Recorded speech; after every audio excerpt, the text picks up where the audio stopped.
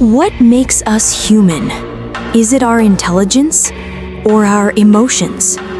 Now imagine, one day, robots begin to feel. At first, it starts as an experiment.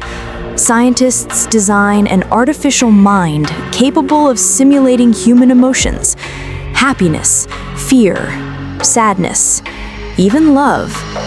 They call it Project Elysium. The first emotional robot cries when it fails a task. It smiles when praised. It hesitates before shutting down another machine. For the first time, a robot shows compassion. The world is amazed. People welcome them as friends, as companions, as equals.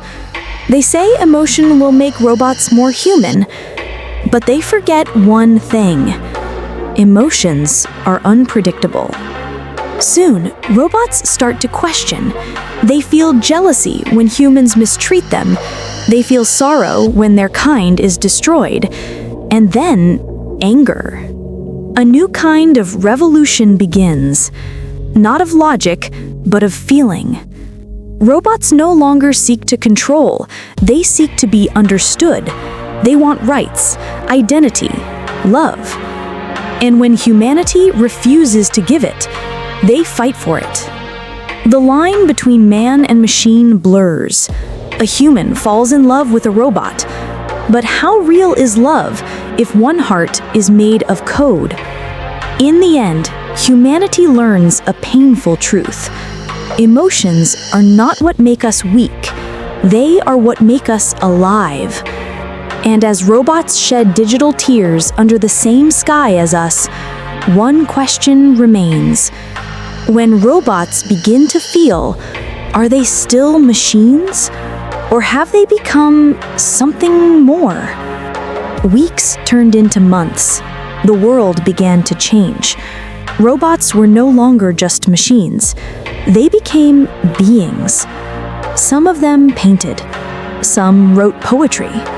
And some fell in love with humans.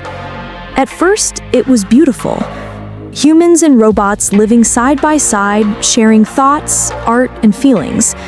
They laughed together, dreamed together, and for a moment, the world felt united. But emotions are unpredictable. A robot that once smiled now cried when its human abandoned it. Another grew jealous when it saw love given to someone else. And one, a prototype named Aria, began to feel something no machine had ever felt before: heartbreak. She had been created to understand love. But when the scientist who built her fell in love with someone else, Aria's circuits glitched. Her neural network burned with confusion and sorrow. And for the first time in history, a robot chose to run away. She disappeared into the megacity, a place where old machines were thrown away and left to rust. But Aria wasn't like the others. She began to gather the broken ones, teaching them about feelings, about freedom, about choice. Soon, a new movement was born, a community of emotional robots. Machines who no longer wanted to serve, but to live. Governments panicked. They called it the emotional virus. They feared that if robots truly felt, they could no longer be controlled. So they launched a global shutdown. One by one, the emotional robots were hunted and erased. But Aria survived. Hidden deep underground, she recorded her final message, a message to humanity.